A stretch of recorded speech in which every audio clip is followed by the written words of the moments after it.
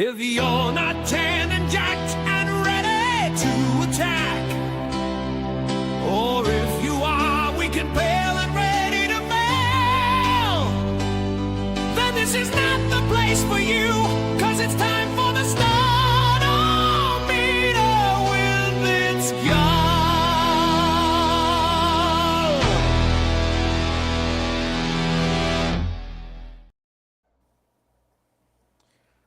Welcome in, everyone. That's one way to open up the episode. I am the co-host this evening. I am the End of Days 33. We're joined here with Shauna Reed-Har. How are you doing, Shauna? I am good, packed, ready to go to the slams of summer, or if you want to call it like I do, hot WrestleMania, ready to have a ball this weekend. So be on the lookout for all of my content because I'll probably be putting way too much out there. Yes, it is better than Great Balls of Fire, the one time they did that PLE. And we're also joined by the Invisible Man, Alex Coquito. How are you doing today?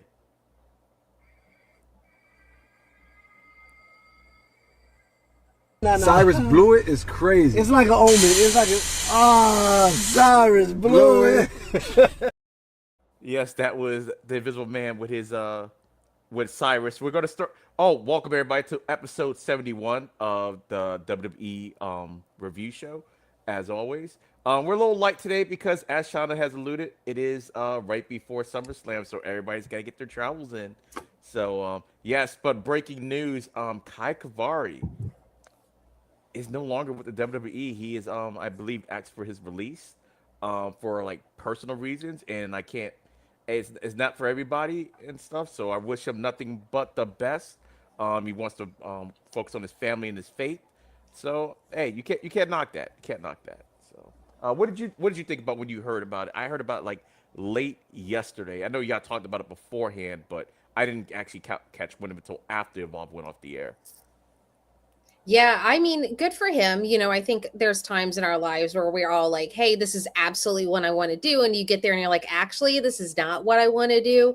So, I mean, in his message, he alluded to, he had like a lot of family things. He had some faith things going on, and I think it's kind of weird saying the values aren't there when you have, and I alluded to this on the podcast earlier, like Shawn Michaels and how religious he is. You've got The Undertaker, and of course he's married to Michelle McCool, and we know how religious Michelle is. So just kind of find that. But you know what? If this is his path that he wishes to choose, so be it. We wish him the best of luck. And, if maybe down the line he wants to return, hopefully it was an amicable split. And if he wants to come back, great. Maybe see him on the indies, but wish him the best of luck in whatever his future endeavors are. Yeah, I think he also alluded, like, I think he's into real estate, and he can kind of make enough. He can make enough money to live off doing that and everything without the grind. I guess the traveling. And for me, y'all probably can't tell with the beard. I was actually in corporate America like for a little bit, and I realized that the money was good, but it just wasn't. It just wasn't for me and everything. So, and I'm retired military anyway, so it's not like I needed to live off of. So it's like, you know what? I get it and everything. It's like, hey, you just want to do what you can do to enjoy your time, and you don't have to really worry about the grind as much, I guess. So, yeah. So I didn't think of it more of the faith thing. I thought of it more like, okay, well, you could make this money and travel and be away from your family, or, for the potential of, so it's like, I get it. And good luck to him in all his future endeavors. And we're going to miss saying Cyrus blew it on the stream, but I did like the name Kai Kavari. And I was actually hoping Kai would actually win a match because I did like his match against Kale Dixon. I always want to say Kyle, but Kale Dixon a couple weeks ago. I don't know if the Invisible Man wants to chime in or not, or if he can chime in or not.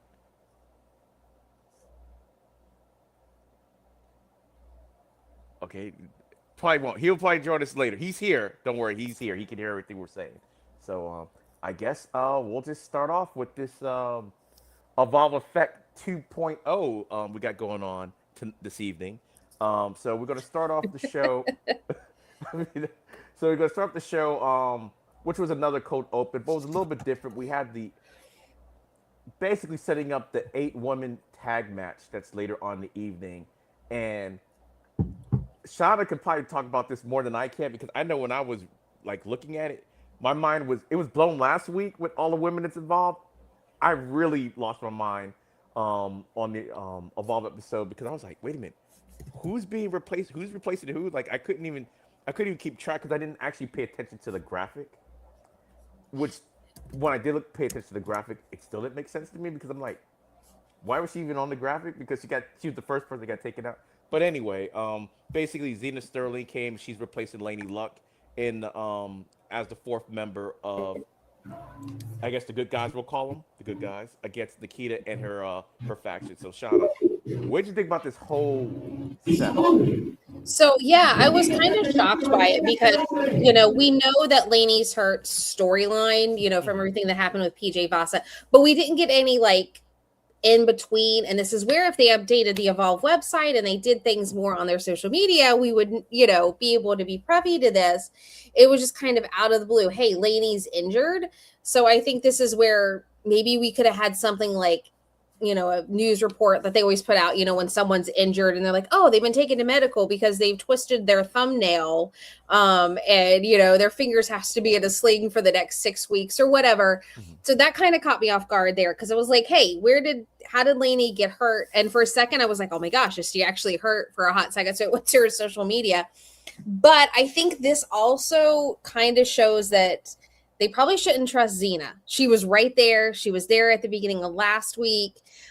So I think they need to watch out for her because she was ready to jump, ready to go in on this and the way they had kind of portrayed her before. So I think it's going to be interesting. It was unique to see not the standard cold open we had been getting, like, hey, here's what's happening tonight. So going right into this locker room bit. But I'm always excited to see Thea Hale. I was kind of hoping to see dad mode Thea, but it looks like we have regular old Thea. So kind of excited for what she does down here. But yeah, it was just kind of like, hey, this happened. I'm here now. So I just wish they would have had something either at the end or on social media to kind of play up that Laney was hurt before going into the tag match. So yeah. Yeah, for me, it was actually weird because even though I know they've said it last week, I wasn't even expecting Laney Luck to be in this match to begin with because she got beat down by PJ Vasa. Yeah, and she was in the graphic. Yeah, so that's the thing. I didn't notice. I'm always watching my phone, so I saw the four, but I didn't actually see who the four ladies were. I just assumed it was the four ladies that were there last week. So when they were talking about Xena Sterling replacing, I was like, wait, who's she replacing? Because all right, we have to go back like 2 weeks before this, where we had Ren Sinclair, Skylar Ray, Thea Hale showing up and Layla Diggs, I think, showing up at the end of the match a couple weeks ago. So then we go fast forward to last week, where we see some of the same ladies, but not all the same ladies that was involved in that segment, because now you had Anya Rune backstage, Xena Sterling, Layla Diggs was sitting there, and I can't even remember who the fourth person was. But it doesn't even matter because at the end of that same episode, it was a different group of four ladies that showed up. Like some of them were the same, but it was like different. So when this happened, I was like, wait, did I miss something? I was like really confused. I kind of liked a little bit of the chaos that's like all the women are after Nikita's belt, but the different combinations, like I was just completely thrown off, and I didn't even realize it until after Evolve went off. I was like, oh, Lady Luck was in the graphic the entire time, even though she shouldn't have been in the graphic in the first place because she was clearly taken out before all the shenanigans happened in the first place. But yeah, but it was a different way of setting it up, and I do like it. Gabe Sapolsky is really good at, once we get used to an opening, snap like that, we have something completely different. I know. I'm still missing the to be continued at the end. That was the best for those 2 weeks. To be continued. I'm like, someone took a marketing class. I'm like, I thought that was really ingenious. Let's see if the Visible Man can jump in now if he has any thoughts. I do. I'm happy for these four women. Xena Sterling is still a villain to our eyes because of the Kill Bill graphic. Other than that, happy for Thea. I like that Ren Sinclair said at the end, how many of those little bottles you have with you? You might need them. So I'm like, all right, you guys get to just drink your ass away. So that's all I gotta say. Hit the beep, beep, beep. Keep it going, DOD. All right. Oh, and since Ren Sinclair was there, it was also Happy Wednesday. So I'm glad she got to throw that line in because she's been doing a lot. And I still don't know why she carried the belt either, the Speed Championship belt. I'm still confused on that. I can maybe understand the ID title, but I'm still going to go on, like, if the Speed Championship can kind of be carried through all brands, why can't she have the Speed title on her? You know what? my whole theory on that got messed up because I was thinking, oh, okay, maybe they can't take the ID title away until I actually saw the ID title at at the show I went to. So I'm like, okay, well, it's obviously that's not the problem. They can actually take the belt to other shows, no problem. So I really don't know what the deal is. The only thing I can really think of is the fact that since it's taped and they don't know what could possibly happen in between taping. So, okay, in case we have to make a change real quick with the belts, even though it still doesn't make sense because then you would assume you would need to make a change with the actual person too, which I have a theory about why this 8-woman match was the way it was. I don't know if it was a retape or if that was the way it always was because I wasn't at the tapings. But I'm like, it does kind of make sense the fact that Layla Diggs wasn't in this at all, even though she was featured prominently kind of in the storyline. If she can't wrestle, was this always the plan or did they kind of just reshoot this? I don't know. And everything, conspiracy theories like going in my mind about that. No, to add on a little bit more, Renton Claire's title was shown on main event. Like you have the balls to show it on main event, but you can't show it on Evolve. It doesn't make any. It's main event. It's less than Evolve, for God's sakes. Like you know what it has what it Tubi. actually could be? Main event ain't on Tubi. That might actually be why because it's on Tubi. Maybe something about how they do things. Maybe it's because it's on Tubi. Like, because I don't. You would think like under McMahon, everything was like controlled. Like McMahon, maybe there's something about Tubi where I don't know. Maybe they just can't for some reason. I have But then no it makes idea. no sense It with makes the no ID sense, title because they mention ID all the time. The ID 1.0, the ID talent. We're scouting for like ID is mentioned so much. Yeah. So in that theory, the title should be on Evolve. Yeah, I just meant more like the speed title, maybe. But the ID title, yeah, it doesn't make any sense. It's like I don't know why they do it that way. I don't think we've ever actually seen. Maybe one time I think we've seen the ID title. I think ever on the show, and I'm not even sure if we saw the actual title. Maybe we saw like a picture of the title, like on a graphic or something like that. Like I don't know, but it's really weird.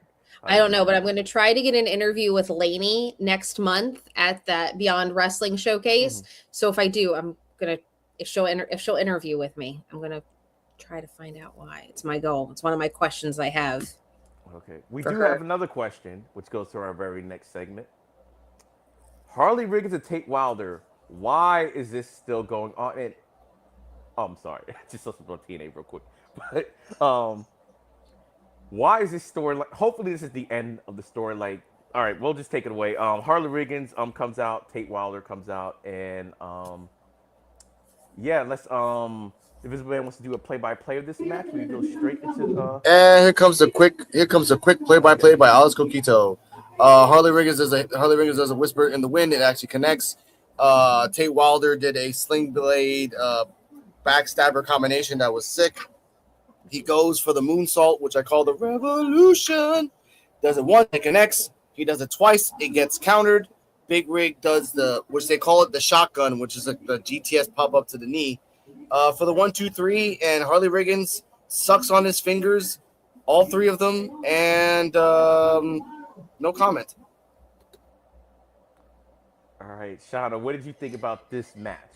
First off, still my entire, why are we doing this again? Why are we here? This should, if you're going to continue it on NXT. A new group of people that have maybe never watched Evolve, like put it there. Also, it makes no sense to me that before Tate Wilder gets the call up to NXT, he finally gets his win. He can ride out on a high, go to NXT, and now he's coming back because he wants this match and he loses.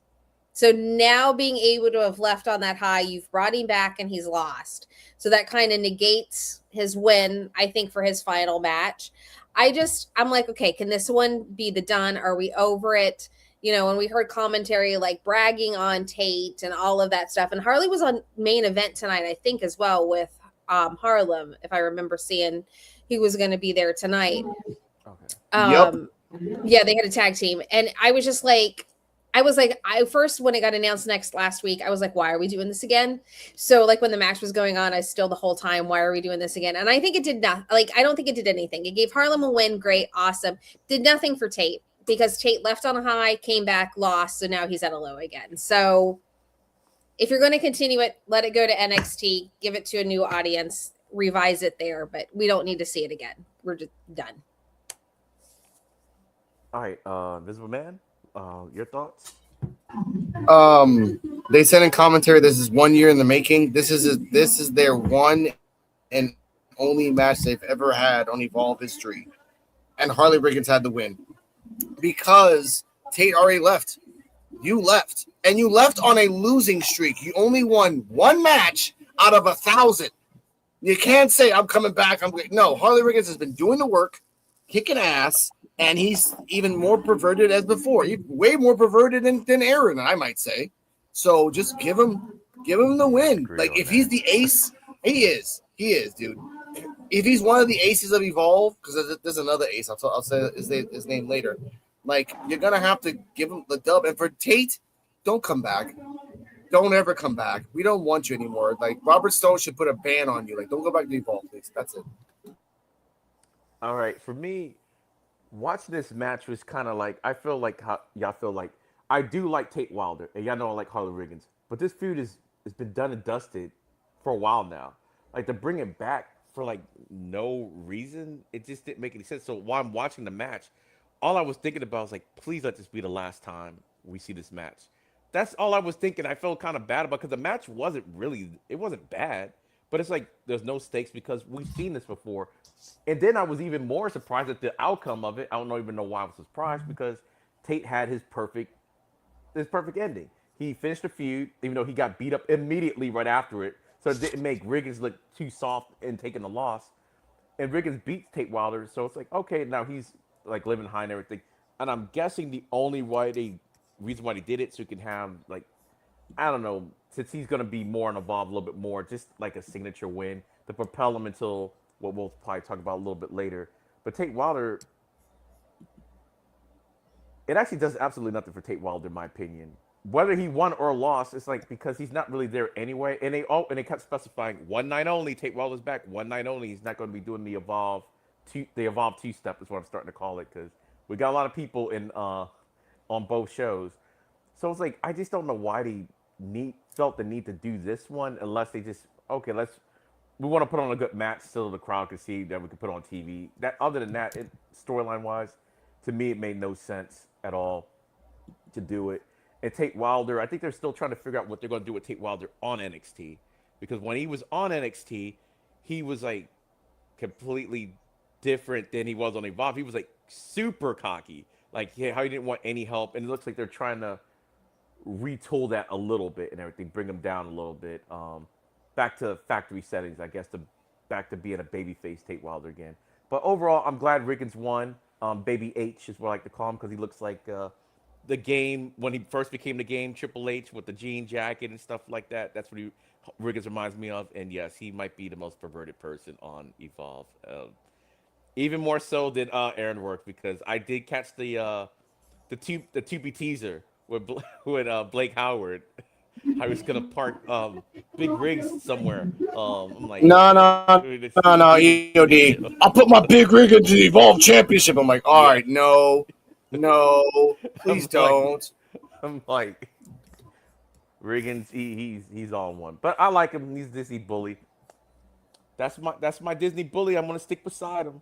But anyway, let's see. The next thing I think we had the creep is what I like to call because I don't know. I don't want to call like anonymous evolved person, but did we have like a little creeper back there tuning in on PJ Vasa and Yeah. Sloan Jacobs? They have a name for it on NXT, and I can't remember what they call the Yeah, segments. yeah. It's like it's got. That's why I was like, okay, I don't want to call it the same.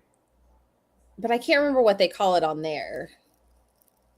But it's that So No, sly little. it's NXT Anonymous.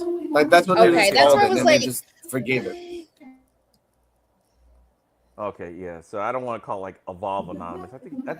I think this person, this creep, deserves their own name, but it the camera angle really looks kind of creepy though. I'm like, anyway. So basically we have Stone Jacobs thanking PJ Vasa for assistance in taking out Lady Luck and blah blah blah. And if they win this tag match, then she'll be part of the crew. PJ Vasa looked at her like, "What? Crew? I didn't do this to be in no crew." I'm not paraphrasing, but that's basically what she meant on her face. She wants a title opportunity for helping her out because she says she did her a favor, so it's time. So she wants to collect it and everything. So Sloan was looking like, oh, like, this wasn't what she expected. What did you think about the segment, Shauna? Yeah, I thought it was funny because I thought Sloan was going to be like, oh, hey, I'm going to get another buddy for my bestie, Nikita. And then she's like, oh, she doesn't want to be with my friend Nikita. So I thought that was, because when she like pulled her hand away, like, oh, what's going on? And I think like even if Nikita maybe has in her mind that PJ Voss is on their side, and Sloan isn't like letting her know what she's really up to, I think that could cause some more rift between Sloan and Nikita for her to be like, what do you mean you knew she wasn't on our side? How could you? So I think it's going to be pretty fun. And I think it also is nice to see a direction for PJ Vasa now that she's back, to see her going after the title and her not just like showing up and then disappearing and showing up. So I think it's going to be interesting to see how that plays out, especially since how the match ended up going, how that's going to play out with those. But I think Sloan is going to quickly learn that not everybody is on her and Nikita's side, and so they had better watch their backs. All right, Visible Man.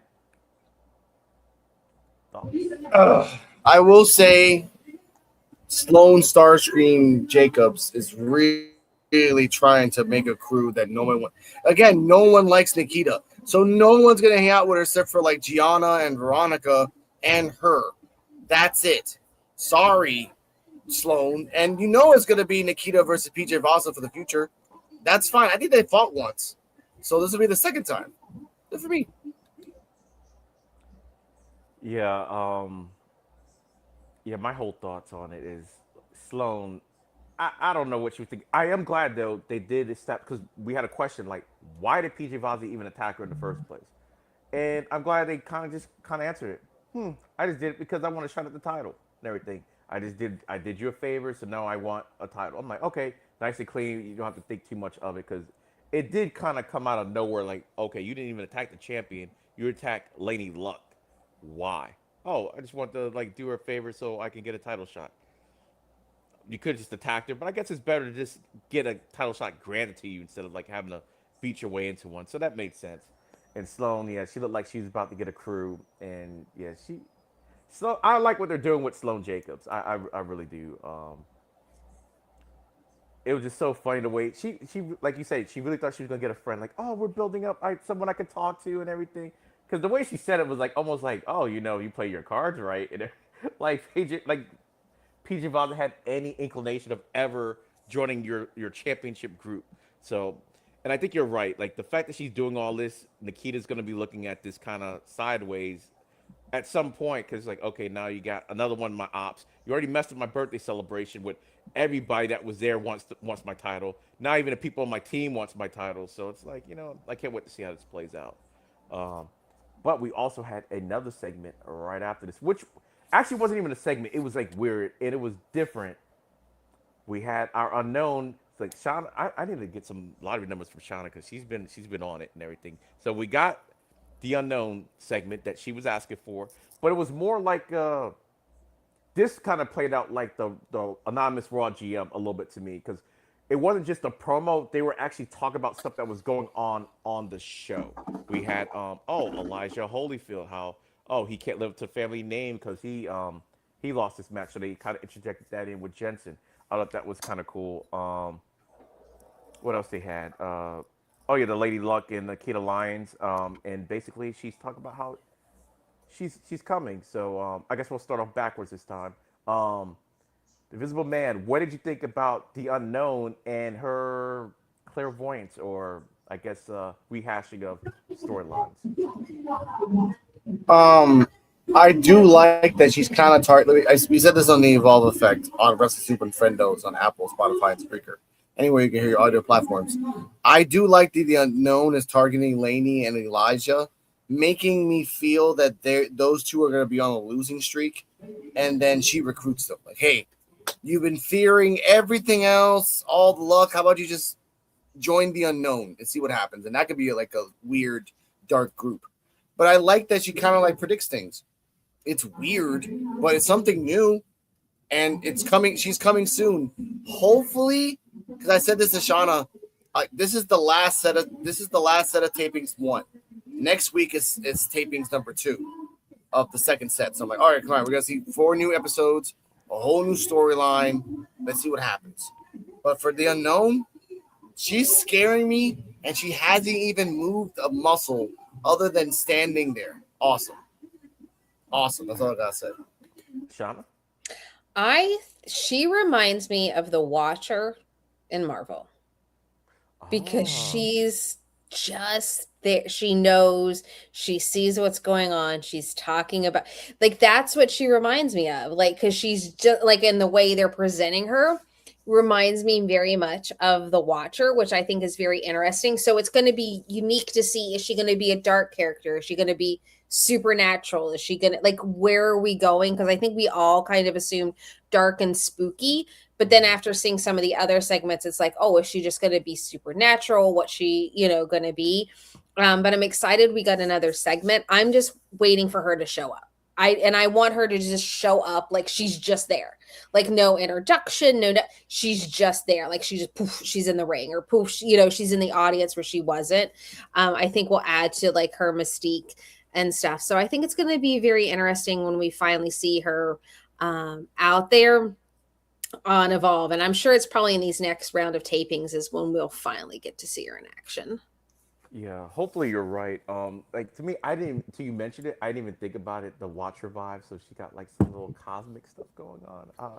I kind of like that. And I think what I really like about her presentation, this almost feels like an NXT type presentation. Like, just what they're putting behind it is like they got some graphic designers probably from Full Sail or something. Like, somebody's doing something with it. They're putting a really good effort into it. So I'm like, oh, this looks like a NXT borderline, even main roster, just not as polished, which we've never seen on Evolve before. And now they're weaving it into the storylines. I'm like, okay, like having Jensen and Holyfield, that was actually kind of brilliant, because I was like, wait, what's going on? Because I think I said last time when she had a thing, I was like, is she going after the entire roster, men and female? Because usually you don't see that when you have like your vignettes. It's like, okay, you're dealing with either one division or like a particular person in that division, not like the roster as a whole, like you said, with the Watcher vibes, like she sees all. So I'm like, I like that. Hopefully she is in the next set of tapings that I guess we're about to get to soon. So yeah, I haven't personally seen her wrestle. I've just heard about her and seen the aura. So I'm actually looking forward to seeing her, like, even appearing in person without even wrestling, just appearing on the show. I would take that. Yeah, it's one of those things I've been thinking about, like trying to go online and see some of her matches just to see what she was like. And then to see when she comes in, like if they tweak, if they twist, or how they change, or if they keep the same. So something that'll be kind of be interesting when she makes her appearance, to hear what everybody's saying, like how she is there compared to how she is here. Yeah, I think I'm the opposite. That's the reason why I haven't looked her up and everything, because it's like I've heard so much like kind of word of mouth already. I'm like, you know what? I kind of just want to see what it looks like and everything, instead of me, oh, let me look at your old stuff or whatever the case may be. So I'm like, I just want to come in like fresh, like, oh my God. Like, so that's how I'm approaching it. And I know I've said this twice already, but we had another segment right after this. And this one was actually really good. It was Sam Holloway cutting a promo, which I think is the most I've ever heard him speak at one time. I've heard him talk before, but he actually cut a promo on basically CJ Valor. So I guess we'll start again with Shauna. Because we know we got some CJ Valor fans in the program. Yes. So what did you think about this promo? We love CJ. I love him to death. He is the best. So I loved it. I thought it was really unique to finally hear from Sam, because I had said this earlier on the podcast. With the Mog Squad, they are working as a cohesive unit at the moment. They are together. They're in a cohesive unit. At some point, something's going to happen and they're going to disintegrate. However, ID 1.0 really doesn't have that. They're just there. They're coming in. They don't have anybody like, Cap could say he's the leader if he wanted to, but they're really not working as a cohesive group. So to hear Sam step up and say, hey, I want to be this leader to get us together so we can be a unit against the Mog Squad, I think is really good. And I said earlier too, I think this match could go either way. One, the Mog Squad, because they are a cohesive unit, could come in and CJ could easily win to give them, elevate them up a little bit more. And then also on the other hand, you could have Sam saying, hey, if you would have let me lead and take hold instead of us just going out and doing our thing and coming up with a plan, we could have won. But then on the other hand, if you have Sam stepping up saying, hey, I'm going to be the leader, and they follow behind him, Sam could end up winning over CJ and be like, hey, here we go. Cohesiveness. This is what happens when we work together. And if we start to see those more of that heel turn potentially for Cap that's kind of being teased, could that turn Cap against Sam because now Sam's taking over that leadership? So I think that match next week could go either way. And I think Sam's promo set up some really interesting dynamics within the 1.0 squad. Invisible Man? I called Holloway versus CJ Valor Godzilla versus Mecha Godzilla because it makes sense. They're both insanely powerful. Shauna had like 3 other hands, so you have 3 hands in the table right now, and that's fine. I will say, I hope CJ Valor wins because again, Holloway can win this outright, but again, she just said it herself. The Mog Squad's going to be out there. There is no security stopping them anymore. It's all hell. Freaking cats and dogs, like she says all the time. I have some breaking news, EOD. When we get to Thatcher's announcement, tell me, okay? Okay. All right. And for me, I said this before they had their 3-on-3 match. I want to see some, which we have been seeing, some dissent with the 1.0 guys and everything. Right now, we don't really have a real leader, as Sam was talking about, and the fact that Sam is right. There's some infighting going on, and I think that's going to lead to maybe the Marcus Mazars Cappuccino match because Mazars still not letting that slide. He is still not letting it slide, and I'm glad for that and everything. So I'm glad that he's acknowledging it. And sometimes brothers fight, and why he was cutting this promo, I don't know why. I know he played football. I'm like, that's a big dude. I'm just thinking, that dude used to play football. He's big compared to football players. That's what I was thinking of. I'm like, this dude's a monster. But he cut a really good promo, passionate promo, babyface promo. Because I think the last time I really heard him talk, he was a heel before he had the beard. I think he went against maybe Cap. It might have been, I don't know if it was him and Scout. I don't remember. I just remember it was like a way back way in a machine. But yeah, and like Shauna said, it could go either way. And either way makes sense. Like Mod Squad wins because they are cohesive. Sam Holloway is big by himself, and he almost took out. Well, he didn't almost take out, but he had a really good show and gets all 3 of them when they all was in that 6-man tag and was 3-on-1. He really held his own. So it's like, okay, if they can have a plan, they can be cohesive, then maybe they can win. Or like you said, even if he does win, be like, look, just follow me, and I can see Cappuccino Jones.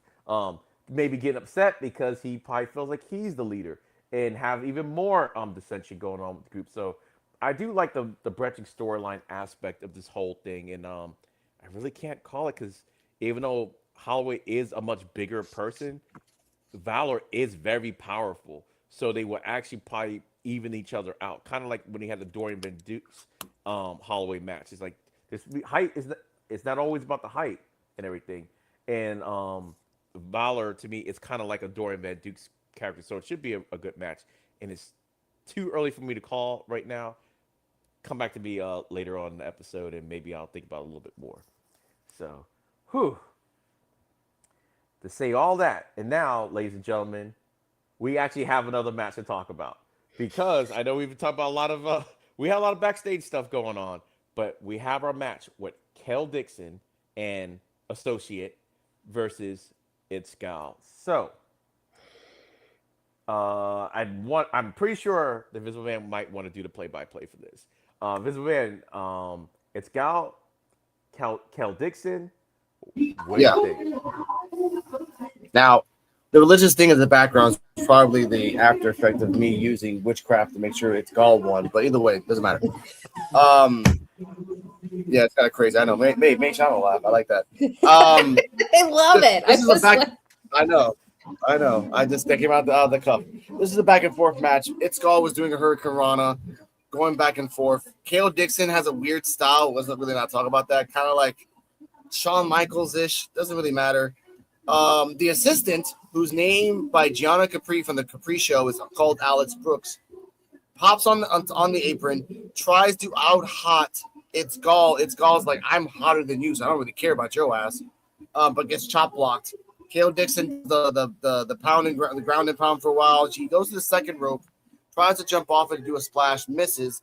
Itzgall fires up, takes off its elbow pads, fires up, does the enziguri, does the dummy drop, which is a gut buster for the 1, 2, 3. This is not Itzgall's longest match, EOD, but it's Gall's second match of the win. After you. Take it away. All right. Yeah, for me, this match I couldn't believe it. It's like the longer the match is, it was weird for me because the longer the match went on, the more I was like, he can actually win this match. And then I'm like, they're gonna take the victory out of my hands or whatever, and just end up him losing after having this good showing. But I do think the right person won. It's about time that Itzgall won, and doing over Kel Dixon. You could actually have a little feud about it because now he could be upset and blah blah blah. You could do this a couple different ways. The manager, I didn't realize the manager has a name now. I'm just gonna call him Miss Brooks for right now. I think he said Alex Brooks was her name, I believe. So yeah, I was just like, I was so shocked. And since I've seen him actually win matches before, like outside of Evolve, I'm like, wait a minute, I think he's setting him up for his finisher. Is he gonna do it? Is he gonna do it? I just thought something was gonna happen. But the funniest part for the whole match to me was when Brooks tried to use her, I guess, sex appeal on Itzgall, but Itzgall is immune because when you're he's in minty condition, I guess. He's immune to it. He's his own, I guess he's his own guy or whatever. He hypes himself up, so no one else could do it more than he can. I just thought that was so funny. But I thought he was gonna lose right then and there. I'm like, no, you got the offense, you're controlling the match, and now you're distracted again, and you're posing off in front of her. And when Dixon did the little chop block, I was like, oh man, he's gonna roll him up and pin him. But luckily, match went on for a while. So I am glad that my guy Itzgall has a match this calendar year that he's won on Evolve, and I can sleep easy at night. Shauna, what did you think about this match? So I went into the match very nervous, because I was like, this is Kale Dixon's quote unquote debut match. We know how debut matches go. They're who's gonna win. And we, had seen Itzgall looking in the reflection pond, hopeful. And I was like, please may he win. Hopefully he will get his win, but we know how this is going to turn out. When the match started and he came out, and the crowd was chanting for him. They were chanting Itzgall, and they were cheering him the whole entire time. I was like, he's officially a baby face. We can say it now. He is officially a baby face. The crowd loves him. Everybody is behind him. And I was like, it would be so bittersweet if he won and he's not going to win. And then he won, and I cheered very loudly. And got very excited and very happy. I just loved his face when he has his hands on his head and he's just like, what? I did like some of the commentary that we heard when they're like, maybe if he's not posing and and concentrating, he can win. So I thought that was funny, but I think this is well-deserved for Itzgall. It's about time he got a win. I think, like I said, I think his babyface turn is sealed. The crowd's behind him. I think he's, the love. And my husband even said it, a lot of the people on Evolve are working on developing the characters. He's one that actually has a full, solid in-state character, 100%.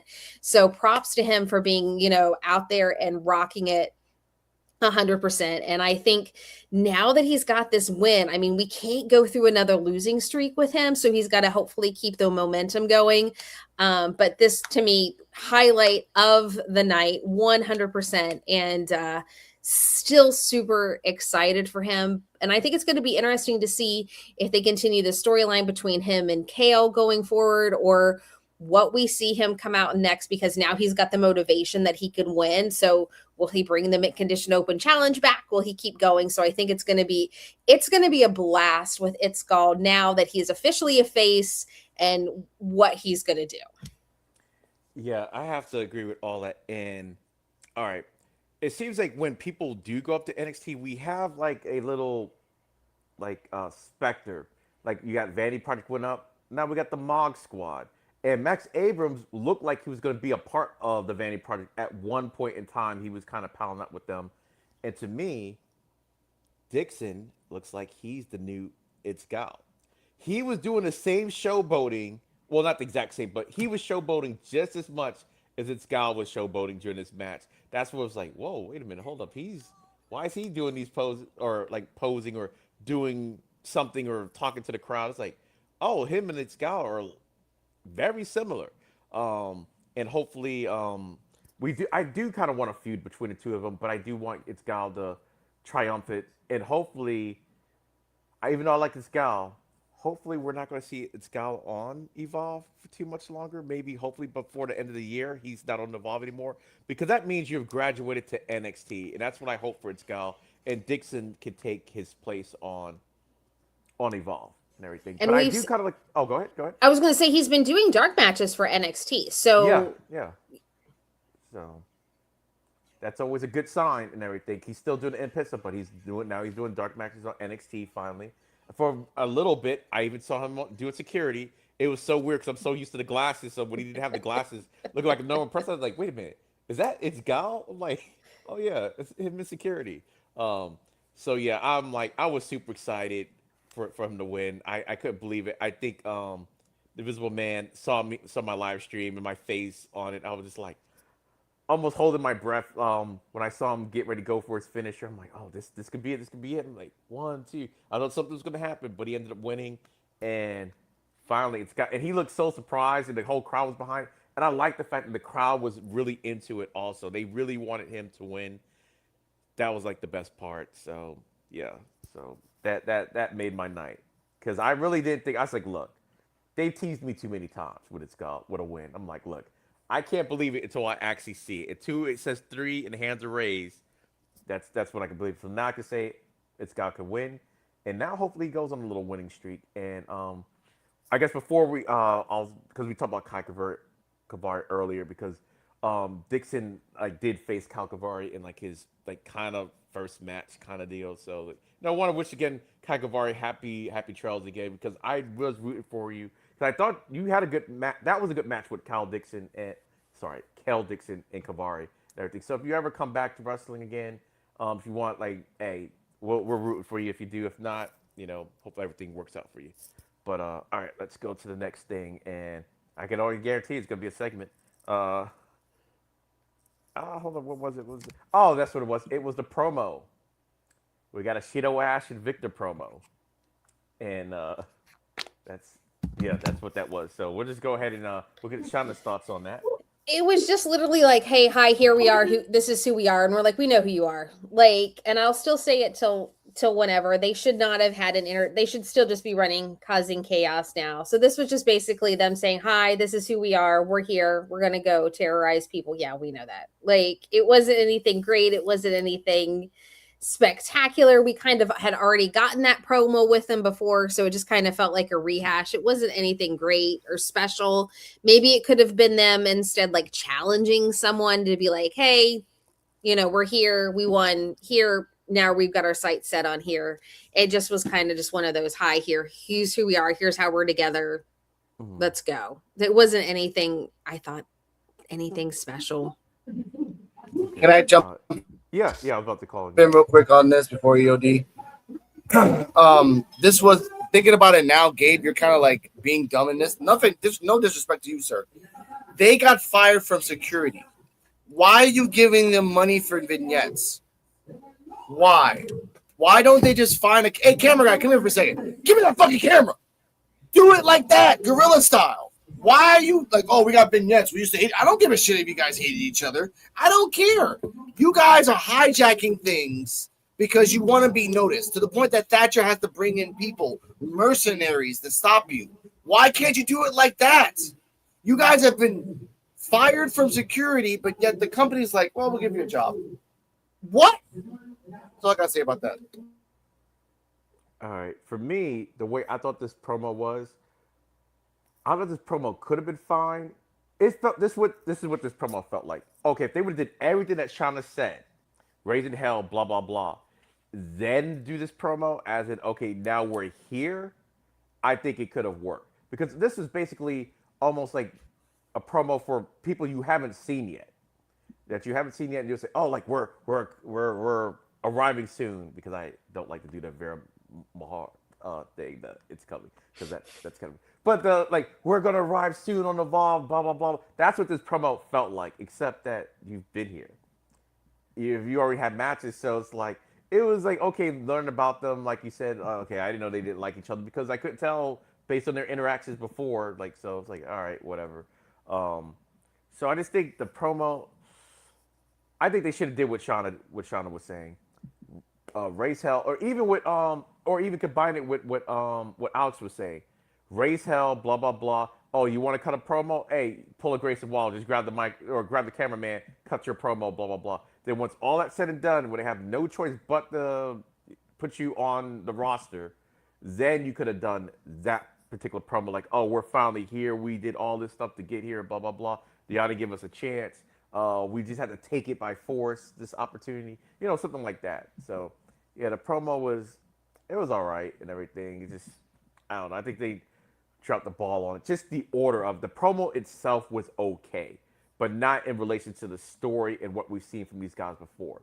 If we didn't see them at all before, this promo would have been fine. It's like, okay, yeah, they're going to arrive on Evolve soon. That's what it felt like to me.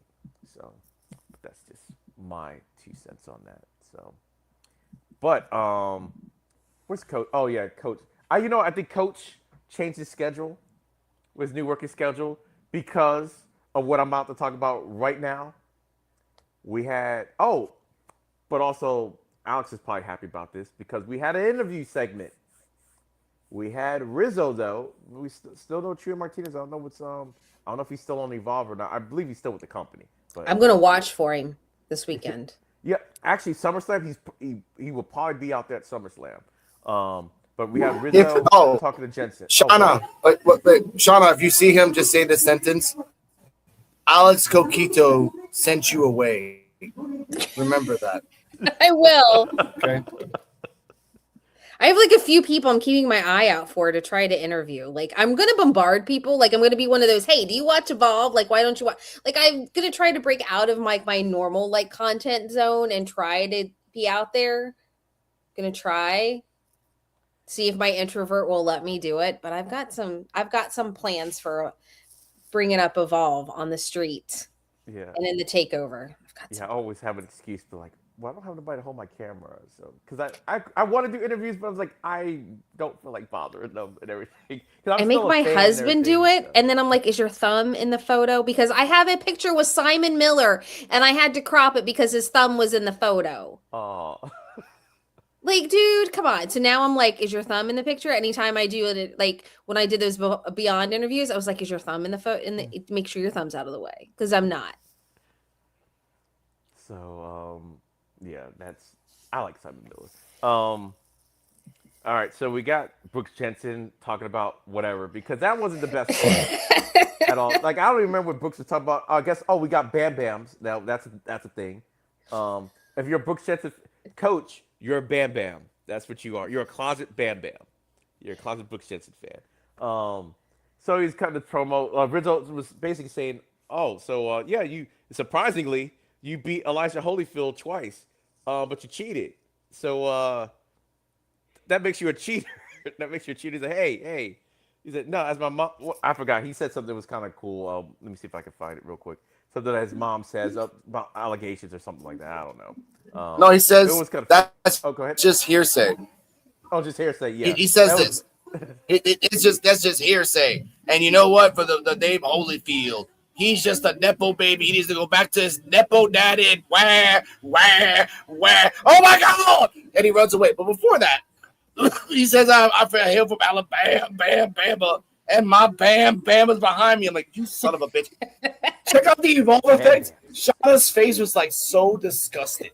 I watched back and I'm like, motherfucker. I'm like, that's the face that she makes.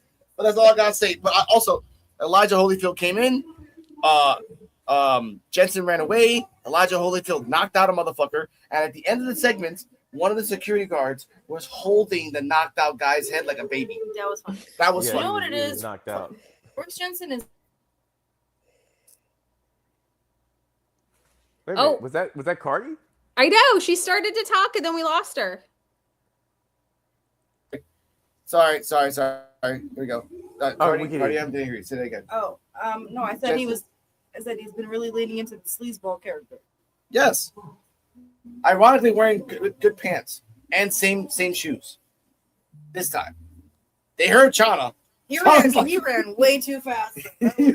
He was already gone. Maybe The Flash. maybe that's his, The Flash couldn't even tie his shoes. It's like, he what has the the fuck? ring gear that's all Ding messed dong up, dish but right his there. casual wear is Yeah. a little bit different. But I did. It's a little different, I'm Go on, dude. for Coach. I actually did like this. I did like this. It's like he's really that whole '80s thing. He's really leading into it. The way he just cut the promo was like just straight out the '80s. Like that's just what it reminded me of. So I'm like, hey, he's leaning into the gimmick, even though Elijah Holyfield says it's lame. But I liked it. And the hearsay, I didn't even know where that was going. He said, "Oh, my mom used to say, oh, that's hearsay." I'm like, what does that even mean? But yeah, the fact when Elijah finally, like, he was talking about Elijah, and Elijah, like, hey, showed up like a man. And Brooks Jensen, some was like, gotta go. And was gone. And it was like, you could not find this man. They were like, he is gone. You couldn't find him. Then he knocked the security guard. And I'm like, and that security guard stayed knocked out. It was so funny because, like you said, there was like four of them. One of them was holding, like, cradling him, like, trying to bring him back to life. His eyes was the showed- back of his head, EOD. I've seen it 3 times. That Just motherfucker showed was just how glassed powerful- out.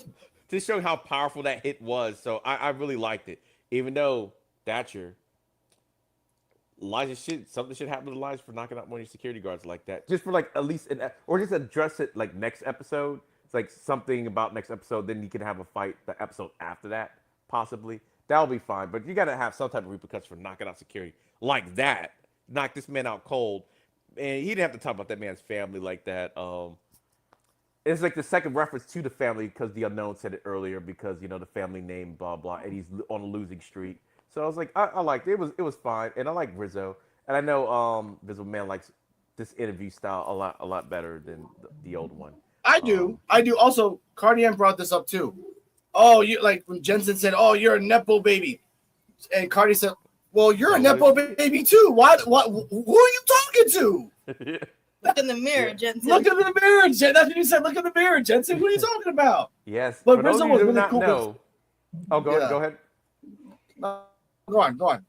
I was gonna say, Go on. for those of you who don't know that's watching the show, Brooks Jensen is actually Bull Buchanan's son. If y'all don't remember who Bull Buchanan was, he used to run with John Cena back in the day when John Cena was first starting to get like his character off the ground and everything. He was his running mate. So that's who his dad. Second generation. So yeah, they're both in the same exact boat. Yeah. But I liked Rizzo's like, hey, you won twice, but you cheated twice. So what do you say about that, cheater? And I love that she's a woman a woman announcer. And most like old school wrestling people won't really like address her. They'll just say something like disparaging. Oh, my mother calls it hearsay. With Chewy, they would say something to Chewy like, "Oh yeah, brother, don't be like no, Chewy, shut the fuck up." You know how Rizzo did it perfectly? Because she did it perfectly. One time. And for Jensen, I love this. I said this to Shauna. They can do a lumberjack match. Elijah knocks out everybody. They can do a bull rope on a pole match. Like, it's Thatcher, if you're hearing this, or Gabe Sapolsky. If in a pinch there's chaos in the ring and you want someone to knock everybody out, give Elijah Holyfield a title shot. He'll knock everybody out with a smile. So I'll put that out to Gabe. If you do that, you owe me. That's all I gotta say. All right, so I think we got everybody's thoughts on this, did we, on the segment? Because I guess we might as well just stay with Alex now, because I think whatever he wanted to do is about to happen next. I'm guessing Thatcher's announcement? Yes. Now, Thatcher has announced the 4 people in the Fatal 4-Way for next week. which is Lewis, Rourke, Tristan, and Max Abrams. All credible, all deserving of the title. I just found out from False Finish and falsefinish.com on Twitter, and I have it right here. Let me see if I can find the picture of it. Give me a sec. There we go. False Finish has learned that Cutler James will be competing in an Evolve Championship #1 contenders match in the near future on WWE Evolve. So after this, there'll be another one, another #1 contendership match, probably in the second set of tapings. So Gabe Sapolsky, someone ratted you out. It'll be interesting to Wasn't know me. if it's going to be another fatal four-way or if it's going to be a singles. No, he's just going to compete in a #1 contendership match. So we got to figure out, is it going to be like tournament style? Is it going to be battle royal style? We don't know. So I want to put that out there. So you take it away. Okay, so actually, we'll start with Sean what she thinks about this, and I'll go last. So I will say, knowing the segment we just had beforehand, and then Thatcher's like, I'm going to make an announcement. I was like, here's the bull rope match. Like, literally, that's what came out of my mouth. I just went, and bull rope match. And then he didn't go to that. I was like, oh, okay, I was wrong. But I was like, this is how we're segueing into this. But I think it's going to be really good. I said earlier, looking at the 4 people in the match, the one I can count out is Tristan. Because Tristan's got that thing going on NXT with Shiloh. I think pretty soon we're going to see Tristan 100% on NXT. So I was like, the only one of the 3 that I could not see winning is Tristan. Harlem, I could see, retaining. I don't think they're going to take the title off of him this soon, because if they're working on rebuilding his character, and who he is moving forward, I don't think we're going to see that happen. Max potential to win, and Aaron as well. We, to see Aaron's final evolution, maybe we'll see heel Aaron. We'll see the evil gay character come out a little bit. But I really think Harlem, like thinking about it from earlier today to that, I do think Harlem is going to retain. But it could really get, the only one that I think is not is Tristan, like 100%. That's the only one I can say is not winning, but more likely 75%, 80% Harlem's retaining, and split that 25% between Aaron and Max and take Tristan out of the equation. If anything, Tristan eats the pin. Okay. For me, I don't know why. I was a little bit surprised even hearing the match was going to take place next week. We knew it was going to happen. I just assumed, okay, since they have the 2 sets of tapings, that we're going to build the storyline all the way to the very end of the taping. And this will happen either the second to last of those tapings or the very last taping. We'll get this fatal 4-way. But I guess they have other plans in mind. So I'm not mad at it. And I'm actually looking forward to the fatal 4-way. I don't know why this particular storyline kind of warrants all these guys in one spot together. And I've always said, they usually, for the men, they usually don't have the championship multi-man matches for a while. Like for they used to do it, and then for a good while they didn't. So it's like, it's fine. I know they had the 3-way match, but like I always say, Harlem Lewis was in that match, so it didn't count. Because at that point, he was trying to get that championship match for months at that point. So to make a triple threat, we knew how that was going to play out and everything for those purposes. But I do agree with you. I don't think Harlem's going to lose the belt. If he was to lose the belt to anyone in there, I can see Max Abrams sneaking a win out. But you're right. I don't see Tristan Angels doing it. And for some reason, for Aaron Rourke, I just think they got something else planned for him and everything. It just feels like, because right now, the way he was the champion, he kind of doesn't even need the belt and everything. He kind of established how he was a good champion, blah, blah. I think the only thing they would probably do now is do the evil character. See if he could do that here. So introduce that on Evolve. Kind of the way they did, I know it's going to sound weird, how they did Braun Breaker. Before Braun Breaker was called up, they made sure Braun Breaker could do each thing. He could be a face, heel, and do comedy. Because the what was it, the Wolf Dogs, that was some good stuff and everything with him and Baron Corbin. And I always thought he was he just looks like a heel. He doesn't look like a baby face, but that's the role they put him in. He's fine at that. Did the heel. So I think they're going to do that with Aaron Rourke before they goes up to NXT. It's like, okay, let's see this heel character. kind of like we're getting with. I think Cappuccino's been talking about too. I think he's even called himself Dark Roast now. I think I saw that on social media. I think either today or yesterday. So I was like, wait, Yeah, he's been what? like dark roast brewing or like dark, Yeah. like something like that. I've seen it a lot in his posts. Like he'll have like dark roast Yeah. brewing and stuff like that. He'll have that a lot. Yeah, I was like, wait, Dark You better Roast? give us that acknowledgement, Cappuccino Jones. We made that for you, bro. Are we I doing think he that? actually addressed Dark Roast. Gabe in one of the posts that I saw talking about Dark Roast. I was like, oh, okay. I like that.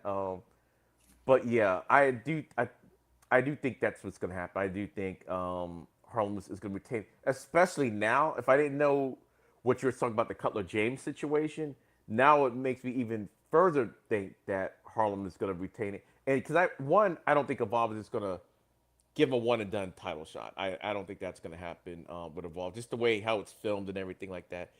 They could, but I don't think they're gonna do it. I think they're kind of more like AEW first year, where you get the championship, you're gonna have the championship for a little bit or whatever. We're not gonna have too many changes in this stuff or like multiple time champions and stuff like that. So I think Harlem's gonna win because of that. And I will give a shout out to Thatcher. Wasn't his office looking a little bit different? Didn't it look a little brighter or colorful? Yeah, His promo? when I did talk to him at that event, and I'm going to try to interview him again, I asked him about his office, and he says one of his favorite things he likes to do is like tweak it up, add different things, and do different stuff with it. So that is something he does like to do, is have fun with his office. Okay, yeah, because I saw like, wait, I was like, hey, his office, he did a little stone redecoration. It's like, I'm like, I liked it a lot. So I believe that's it. I believe the only thing that's left to say is it's time for the main event. We have the ladies. Go wait. EOD. Yeah. 1 second. Me and Cardi M had to do a time reference. It was exactly the moment when Aaron Rourke won the belt and Max Abrams accidentally dropped it on the floor. Mm-hmm. That, ladies and gentlemen, we're doing this for copyright reasons, just in case someone said we didn't make this shit. That's the moment where we start calling him Dark Roast Jones. I'm going to put that out there. If you think about it, right there when we said there are two people looking at that belt. Yeah. It was Yeah, Max Abrams and it was Cappuccino Jones. And at the week after that, he was acting a little shady, and that's where we called him Dark Roast Yeah, I was Jones. trying to That's figure it what I out said, because Dark it was Roast, like yeah, months ago. All right. Yeah, Cappuccino I knew it was just around that acknowledged, time, but yeah, Kind of. yeah. They've been saying it for like a long time about Dark Roast. Dark Yeah. Roast Jones. I wanted to make sure. there's a time reference. All right, EOD, take it away. All right, so now we got our main event and everything that's been brewing for this entire episode. You see what I did there? But anyway, we what was the team? Nikita Lyons, PJ Vasa, Capri, and Stone Jacobs versus Skylar Ray, Ren Sinclair, Thea Hell, and did I say Zena Sterling? What I'm thinking about? Did I say Zena Sterling? Right. Zena, Thea, Ren, and Skylar. It's the blonde thing that's throwing me off. I know. That's what it shows. I'm like, wait, did I say the other one yet? So okay, so that's that was our main event. And Stone Jacobs doing her best Paul Heyman impersonation, because this is a thing now. She really does talk Nikita into the ring, which is fine. I don't know who came up with that, but I'm here for it. All right, let's see. Alex, you going to take us through the play-by-play? Play-by-play in a shorter version. Match started with Skylar and I think it was Gianna. Gianna did do the 90-degree stretch leg thing again.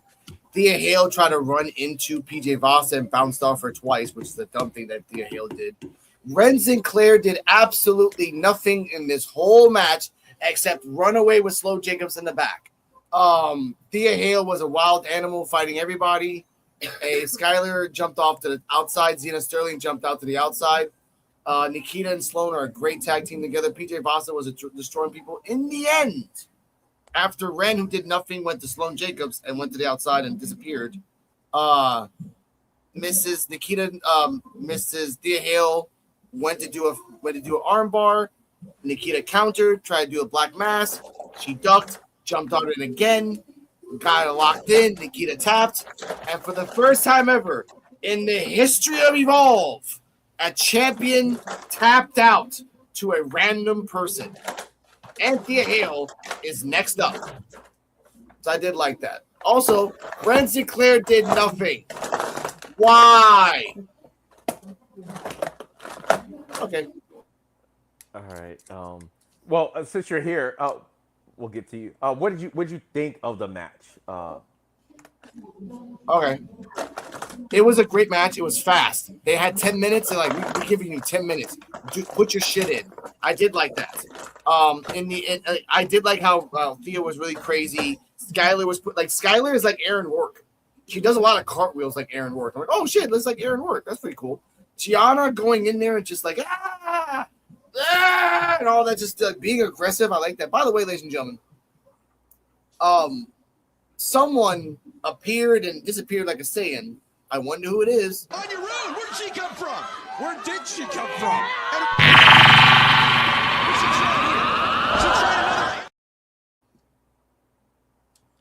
That was funny. And then even the commentators are like, where'd she come from? Like, yeah, where did she come from? And she did the Kamehameha and then distracted Gianna. The other part that I wanted to say, the fact that Sloane Jacobs almost did a luva kick to Nikita's face. And Nikita's face, ladies and gentlemen, right here is priceless. Charge back in. Skylar able to get out. She has a clear path to the corner. Yeah, but it's easier.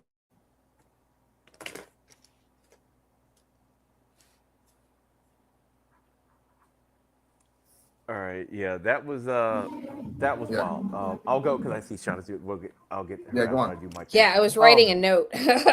Yeah, for me, this match was really, for me, hard to keep track of. It was super fast. I did like when Thea Hale did jump on the PJ Vaza, like me jumping into the Incredible Hulk or whatever, just bounced right off.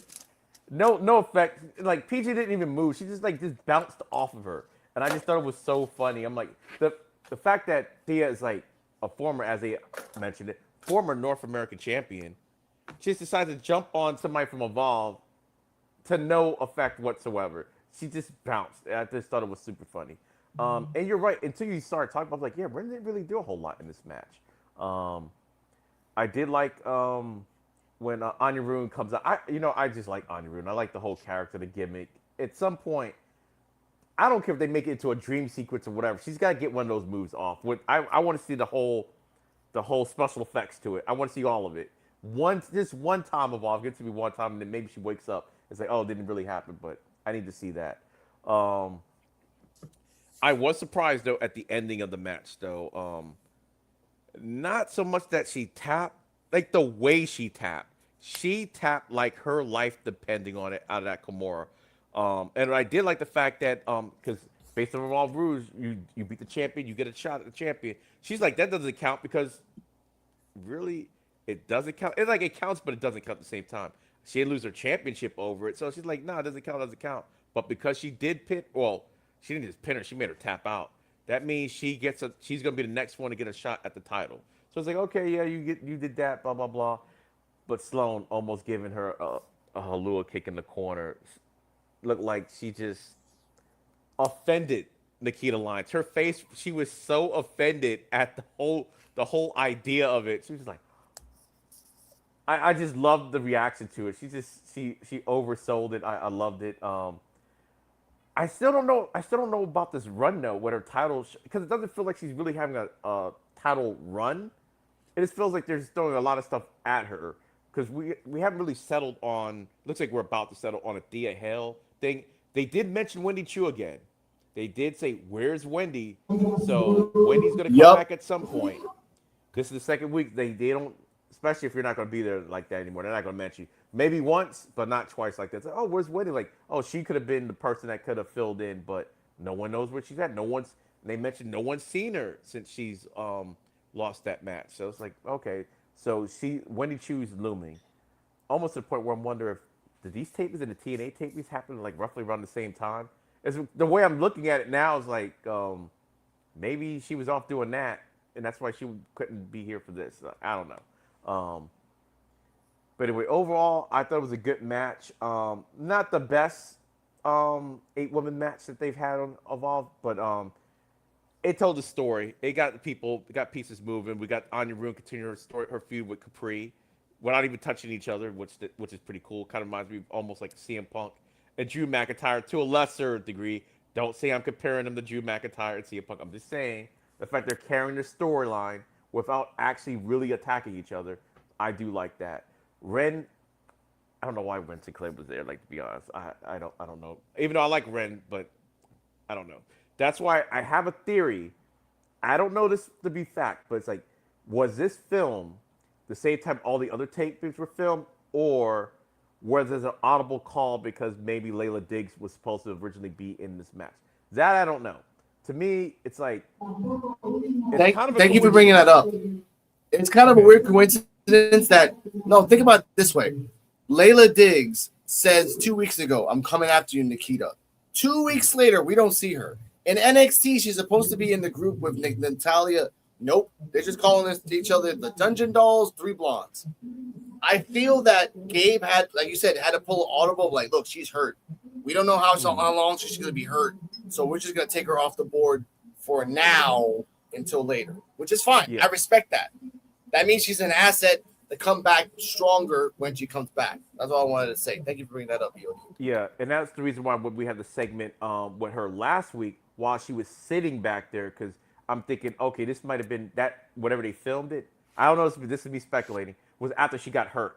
So, okay, we'll take this thing off of her. We'll just have her, like, just chilling and everything, so we can kind of continue the storyline, so it can kind of make some type of sense or whatever. We introduced Xena, because Xena Sterling kind of came out of nowhere in that segment, and now we got, so it's like, okay, we can do some things to kind of fix some things and everything.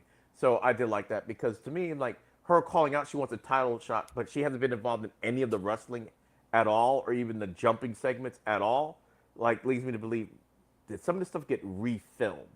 Maybe. Kind of like what they did with Chantel Monroe for a while when she got hurt, how they kind of had to edit her out of one of the scenes so we wouldn't have to, like, worry about her and everything, which hopefully she'll be coming back soon.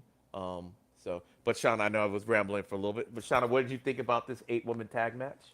I really liked it. I think we got a lot of setup there. Was continuing with the Gianna Anya thing. I love Gianna's face. She's like, I got to do this thing. Why am I dealing with this thing? Like, I need to focus here. What is happening? Like, what? Why is this happening to me? What is going on? So, just her facial expressions through the whole thing was amazing. And I hope they get in the ring soon. Something. We got to get, like, this storyline's going on. I just want to see them in the ring at some point, somehow there. The whole Nikita almost getting kicked by Sloan was great. I also really was hopeful to see Dad Thea, because if you follow Thea online, she's got her crazy character. Of course, we see her in the ring on NXT, but then online she has her dad character, which is always like drinking beer, collecting koozies, doing all this stuff. And I love that. And last week when she showed up and chugged the beer and then ran out, I was like, we're getting Dad Thea.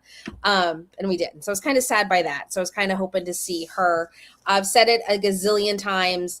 Don't want to see Nikita lose the title.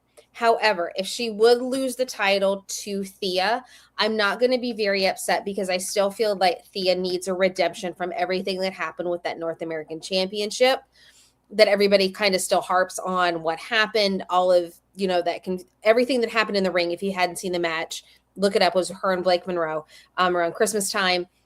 So to me, I feel like if Thea gets it, I'm not going to be so upset that Nikita lost it, because I think Thea needs a title. That's why I thought she was going to win the speed belt to kind of redeem herself with that. I'm also interested to see in the wibbly wobbly timey wimey between NXT and Evolve, how everything plays out with Thea and Nikita, because next week Thea and Jada have that match against Natty and Nikita. So it's going to be really interesting to see how all of that plays out. So I think this match set up a lot of storylines moving forward. We still see PJ Vasa. I think we're going to see Wendy Chu pop up somehow, somewhere. She's going to come back and just be like, I'm here. I want my rematch. It's on. But I think this match did a great job on setting up a lot of storylines moving forward. And like I said earlier too, Ren was just there, I think, to make the fourth body, because she came out to do some chit-chatting and she was there, but she really didn't do anything. So And if they're going to start promoting Ren a little bit more, because she was on main event tonight, they need to do something besides her just coming out, being there for a second, and then taking her fight to the back.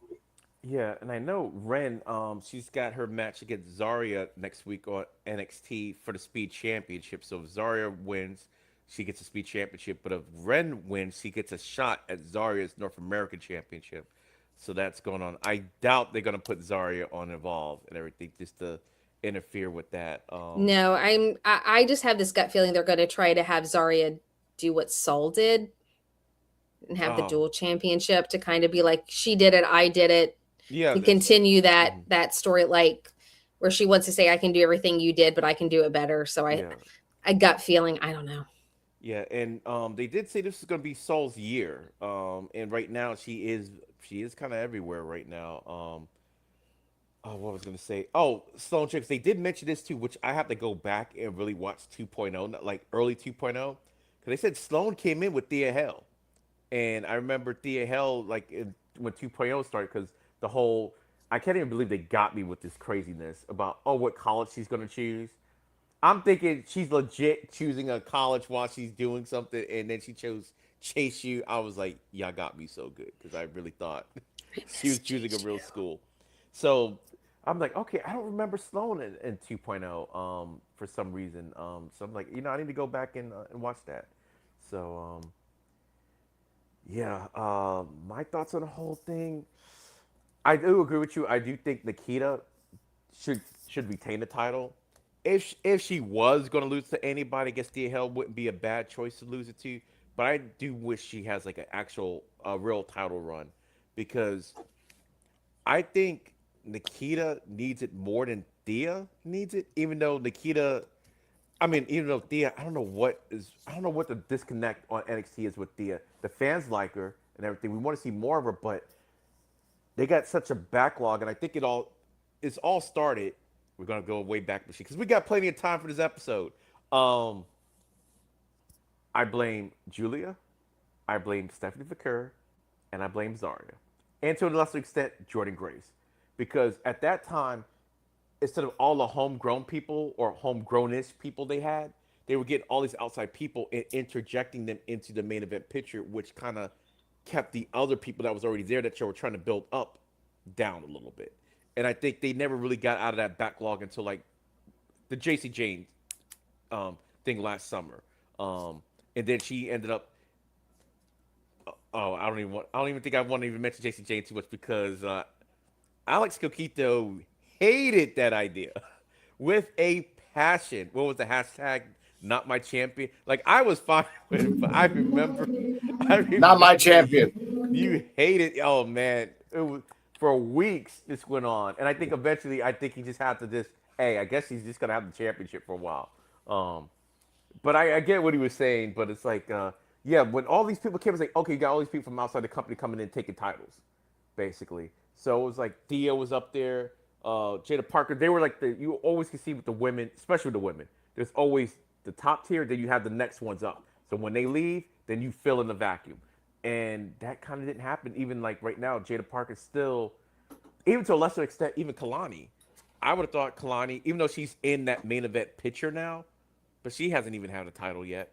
So And Kalani was one of the 4 NXT women that were in the Rumble this year. yeah, and she's the first ever North American champion ever. So it's like, yeah, Kalani. In fact, the only reason why I don't think of it too bad for that is because you don't necessarily need to beat a NXT Women's Champion to have a really great main roster career.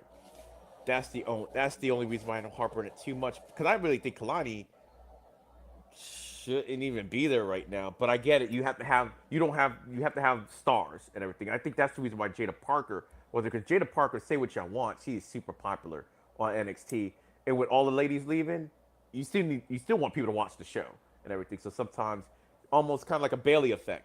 Everybody went up, Bailey had to stay and everything. But okay, I think I'm getting a little bit too far away from Evolve now. But anyway, It so happens. we heard the rumors about Cutler James and everything, and Shauna is going to do everything in her power to muster up Saquon and its Scout. I know, right? Now that they're there, I still want to. It was Alex's idea, and I'm going to manifest it and run with it. Like I'm going to I think it'd be a great pairing because Saquon, as we saw going a little into NXT, he was still looking for friends. You know, Romeo was like, "Let's go again," and Noam was like, "No, let's back off." But he's still looking for friends to take down Dark State. So we'll see. But I am going to also be manifesting and looking for Evolve people this weekend to get the website updated. Yes. And get some ideas. It can't possibly be that hard. It can't be. No, and my big thing with it is if you look at the last date, which was June 11th of 2025, the second post under that is talking about Jackson Drake winning. Drake. Mm-hmm. You know, so it's like we've had 2 new men's champions since then. I think we've had 2 I didn't go too far back. And if you're watching, my big thing is if you're starting to watch NXT or you are watching NXT and you're seeing all of these Evolve talent come up and they're talking about Evolve and they're on both and people go to look at Evolve to see, hey, what's this about? Who are these superstars on here that I'm seeing on NXT? And there's no updates. You're not going to get people interested in the other program to tune in to watch, to be like, hey, what's happening? What's going on? They say this person's pulling double duty.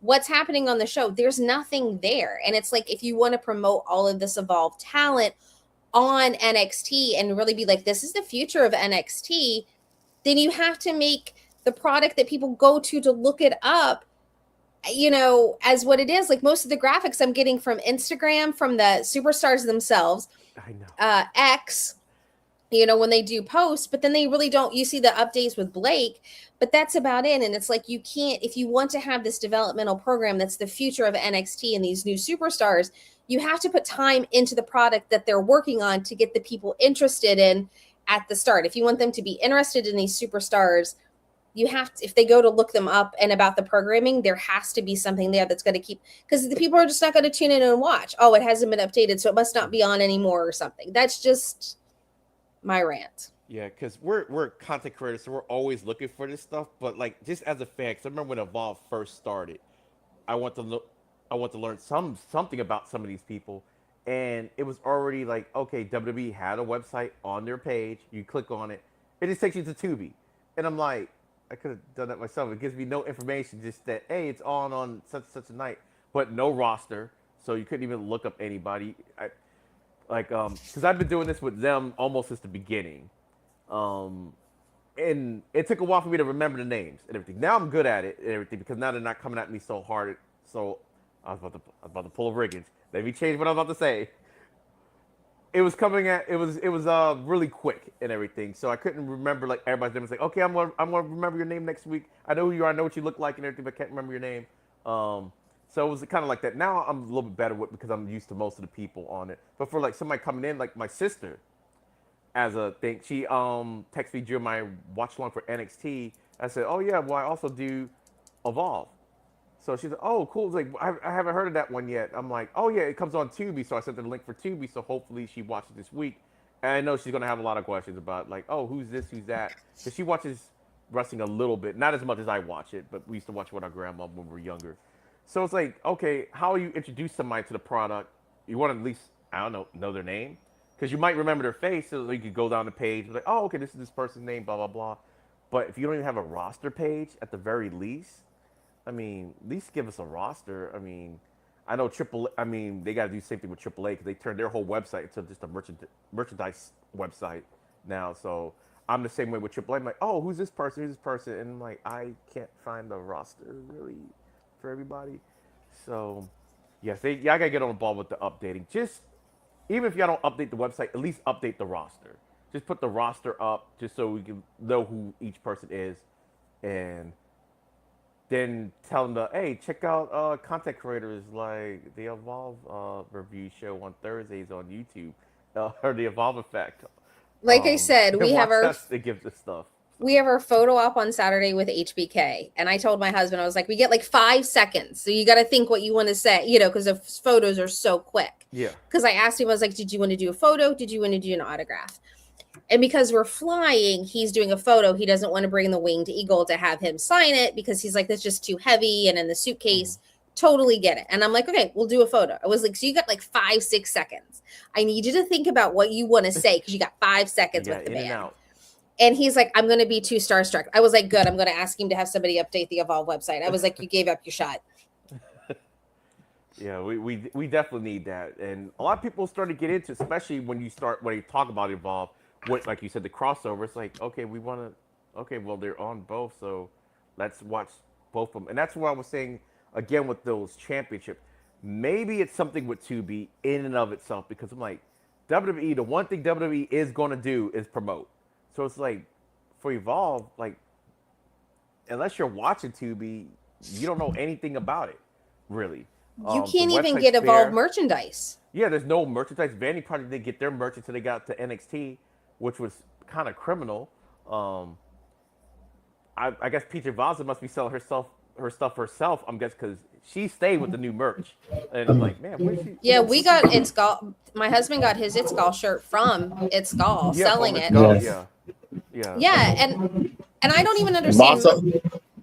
Not having the Evolve logo as a t-shirt. I looked it up and it was all the Evolution shirts. And I was like, I got those when I went. I don't need those. Mhm. I need the Evolve shirt. And I'm like, you mean to tell me you're not going to put just $24.99 and slap it on a t-shirt and sell it? Yeah, Like, just come one on. logo T-shirt. That's enough, and everything to start off. And I get with the ID guys, maybe you don't want, because like you said, he's still in the independent thing, so he's got his own merch and everything. But yeah, I got to do something.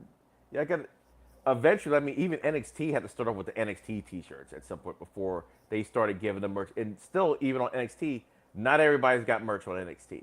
So, but I'm like, yeah, let's wear an Evolve shirt for goodness sakes. Like, so we want to come out there to a taping or whatever the case may be, or even a show. If we're wearing an Evolve shirt, then somebody might be like, oh, what's that and everything. Then you can start discussing because as you go up on the main roster, I learned this by going to that that thing they had last year for Memorial Day, where they had was NXT. It was main event, Battleground, and they had Monday Night Raw, and then they canceled NXT because I guess they were embarrassed about the ticket sales because I bought the 4-day package that got turned to 3. I'm there, and a lot of people was only at Battleground because it was cheaper to get the 3 tickets instead of getting a 1-day ticket to one of the other events. So a lot of them didn't watch NXT. So I was like, oh, I'm there, and I'm like, they're asking me questions about it. I'm like, oh, yeah, it's really, really good. And then you get there, you see the crowd. NXT crowd is different.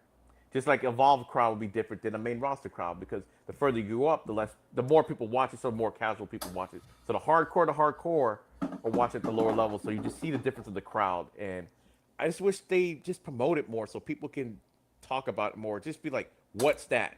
That gets a conversation started. Or, oh, who's this guy? Like Yeah. Shawn Legacy? I didn't know Shawn Legacy until Evolve. That's my guy. Shawn Legacy is my guy. Or what? It's Gall. I was like, I didn't even know how to say his name correctly. I'm like, it's Gall? I'm like, wait, how do you say that? I thought it was It's Gal at first. I was like, it's Gal. What the heck is that? It's just that, I mean, I like complete sentences and everything. So I'm like, what's a gal and everything? It's Gal. Wait, that's his name. That's how you say it? It's Gal? Like the Crow? And so like stuff like that I had to I'm like, oh, then he grew on, then eventually he grew on me just by watching him week in and week out. And we can't say it's because he was winning matches. It wasn't that just his personality. He got his gimmick over. Keanu Carver, they know Keanu. Well, I kind of vaguely knew Keanu Carver from Level Up. I was like, oh, it's the guy that wears the loincloth. That's what it looked like to me. The leopard skin shorts is what I used to. So I kind of. Oh God.